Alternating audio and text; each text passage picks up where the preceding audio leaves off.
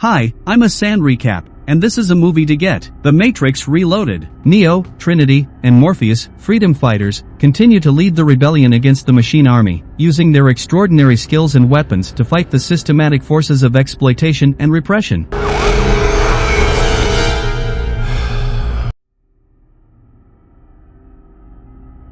The words "The Matrix" and "Reloaded" are followed by green code rain that starts to pour down the screen. When the image is zoomed in even further, a maze of shapes and coding can be seen everywhere. After pulling out, the shape of a clock appears, giving the impression that we are inside some sort of machine. A group of security guards clock out and depart for the night as the image changes into a timer. Outside, a person in black comes flying through the air on a matching motorcycle. She jumps off the bike, flips backward in midair, and the bike crashes into the guardhouse, causing a significant explosion. The graceful figure lands in front of the explosion. We can clearly see Trinity as she takes off her helmet. She easily repels the parking lot guards' attacks against her. When the image is restored, we find ourselves very high up on a building's side as it turns into coating like dust. Armed, Trinity storms out of the window. An agent is pursuing her and dives headfirst after her as she flips over in midair. They exchange shots before slowly falling to the streets below. Trinity eventually receives a chest shot. A vehicle is struck by something near the sidewalk. Neo awakens. Before getting out of bed, he turns to see Trinity asleep peacefully in his arms.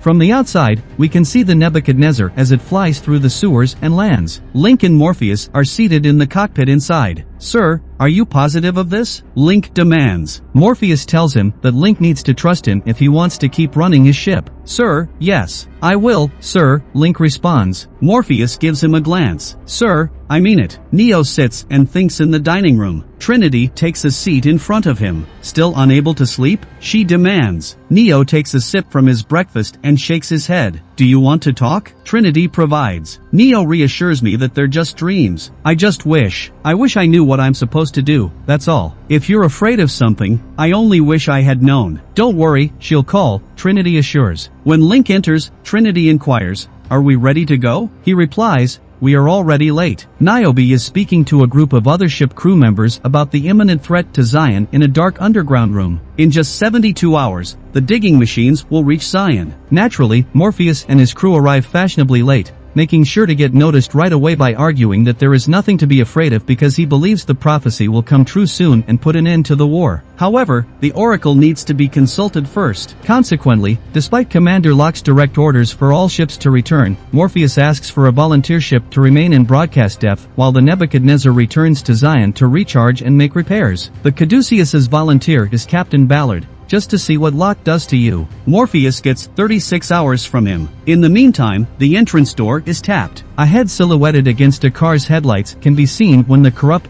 opens a small door hatch. Neo is demanded by the stranger. The stranger hands the guard an envelope and tells him to give it to Neo, claiming not to know who he is talking about. "You can see that he freed me." It is without a doubt Agent Smith's voice. Neo, sensing something, comes up to inquire about the situation. "How were you aware that someone was here?" asks one of the guards. "He requested that I give you this," she says, handing Neo the envelope. An agent's earpiece falls into Neo's hand. "Agents are on their way," Neo warns. Neo is left to deal with the threat as they run away. Despite their recognition of Neo as the anomaly, the three agents nevertheless proceed on the assumption that he is, in fact, only human. While resisting a blow, Neo takes a brief pause and says, "HM upgrades." He quickly defeats them. Neo crouching down after the battle is over, he shoots into the sky as the ground shakes. Smith appears at the scene of the battle and declares that everything went as expected. Another Smith responds, "Yes," in his face. "Well, not exactly." They laugh. "Well, not exactly." As Trinity and Morpheus drive to an exit, Morpheus calls Link and inquires about the situation. Link claims that the coding got all weird when a large number of agents arrived. He has never witnessed anything comparable. Then, Neo is asked by Morpheus where he is now. He is acting like Superman. Neo is soaring through the clouds, as Link stated. He then comes to a stop and falls back to the ground. We recognize the Oracle's abandoned apartment as he enters it after landing in an old building. "Where are you now?" he mumbles. The kid starts talking about how he wants to work on the Nebuchadnezzar and how he will be old enough to join a crew next year as they all walk toward the elevators. The fact that Neo saved him is the primary reason for this. Neo assures you that you saved yourself. himself. In the meantime, Locke scolds Morpheus for asking a ship to stay put when everyone had been told to return to Zion. Morpheus says that Neo will be the key to ending the war and that they need the Oracle's advice to defend themselves. On the other hand, Locke has no faith in the prophecy and is only concerned with ensuring that the machine has all of its firepower ready for when it reaches Zion. The kid mentions a larger than anyone can remember gathering that evening. There is a widespread belief that significant events will occur. Morpheus meets Niobe as he leaves the podium, and they have a brief fling before Locke calls her to his side. Bane and another member of the Caduceus crew are running for their lives back in the Matrix. A message from the Oracle has reached them as they approach an exit. Smith leaps through the skylight and inserts his hand into Bane's chest just as he is about to exit. Bane comes in last. Oh, God, Bane shivers in terror. Smith will do, declares the former agent content. From where Smith has his hand, a black fluid-like substance covers Bane's body, turning him into another Smith clone. After that, the clone hands him the phone and leaves the Matrix. Ballard knocks on a door in Zion in the morning, and Trinity opens it. Is Neo present? Neo appears as Trinity further opens the door. The Oracle has sent you a message. Morpheus departs with the ship and crew against Locke's orders to meet Neo. Z tries to persuade Link to wear her lucky necklace before they leave. They kiss after he reluctantly agrees, not believing in that. Counselor Hammond's permission for the Nebuchadnezzar to leave has Locke furious. He did this because he believes that their survival is more important than their number of ships. When Neo comes up to her, she asks him to sit down. He declines politely. She says, "Suit yourself," and shrugs. Neo finally settles in. "I had the urge to sit." Of course, they are told to leave by Seraph, so the Oracle and he exit through the back door. Smith appears just as the door closes. He and Neo appear to have some connection. He explains that he was supposed to be deleted after Neo destroyed him, but he broke the rules and has now become unplugged. The question of purpose follows, and Smith clones begin to approach them, each elaborating on the significance of purpose. Smith tries to turn Neo into another clone when the original Smith and Neo are surrounded by clones, but Neo manages to resist with some effort and pulls Smith's hand out of his chest. Every Smith attacks. A prolonged battle ensues, with more clones continually joining in. An agent arrives at the scene in the middle of it all, only to be transformed into yet another clone. However, he does not recognize Smith, before being taken aback. All of the clones separate as Neo eventually gives up the fight. Neo is disconnected from the real world once more. It was Smith, Morpheus declares. Neo confirms that he has copied himself in some way. They see Persephone waiting for them when the elevator doors open and stop. She directs them to the men's room and says, "If you want the keymaker, follow me." "What's the point of this?" Neo queries. She responds that she has developed resentment toward her husband. She will transport them to the keymaker, but only if she wants to recall the feeling of love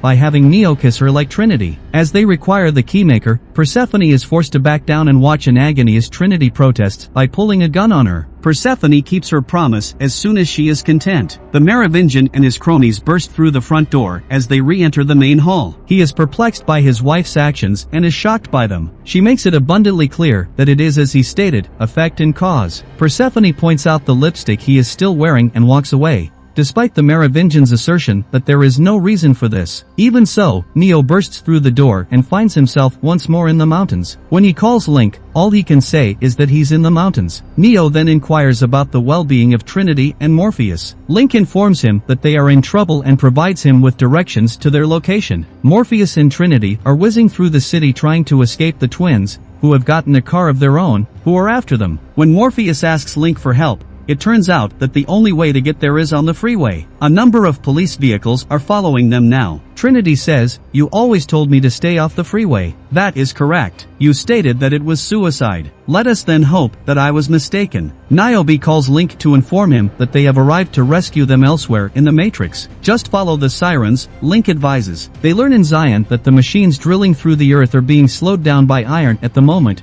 which means they will arrive in Zion in just over 9 hours. Neo makes Trinity promise not to enter the Matrix while Neo is waiting for him to leave back in the real world. She concurs. Niobe and Ghost achieve success, but Sentinels kill Soren and his crew just before they complete their mission. Trinity must enter to complete their work because Link and Trinity discover that they are not moving. Neo, Morpheus, and the Keymaker enter the back door's hallway as the lights go out, where Smith greets them. Trinity enters the Matrix, and Neo's dreams come true. At that point, an agent catches Trinity off guard. She soon falls to the ground because she is no match for him. Neo must now return to the source, according to the architect, so that the Prime program can be launched. He must then select 23 individuals to rebuild Zion. If he does not, a system failure will cause the Matrix to crash, killing everyone connected. The end of humanity would mean that Zion is about to be destroyed. However, Neo points out that humans are necessary for machines to survive. Morpheus has just emerged from the Matrix in real life. "Sir, we have a problem," Link declares. Morpheus yells, "Oh no," as he realizes that Trinity is connected. Trinity, who is still fighting the agent, leaps through the window, falls, and the agent shoots her, just like Neo had imagined in his nightmares. Neo, flying faster than ever, gets there just in time to stop the agent from smashing the car. Together with her, Neo lands on a rooftop and lays her down. She appears to have been killed. Trinity's heart stops when Neo manipulates the Matrix's code to remove the bullet. Neo refused to acknowledge her passing. He compressed her heart and restarted it by breaking through the Matrix's code. They kiss passionately when she starts to wake up. She whispers, "I guess this makes us even." Morpheus is unable to comprehend why the prophecy has not been fulfilled. He and the others are informed by Neo that they only have 24 hours to save Zion and that the prophecy was just another form of control and a fabrication. Morpheus has a hard time accepting this, but their proximity alert goes off before they can even consider how complicated it is. EMP is just out of range of the Sentinels. "It's a bomb," Neo declares. They run. The crew is able to observe the Nebuchadnezzar being torn apart by the potent weapon from a safe distance as the Sentinel they detected spins rapidly and keeps its distance. Morpheus cries out,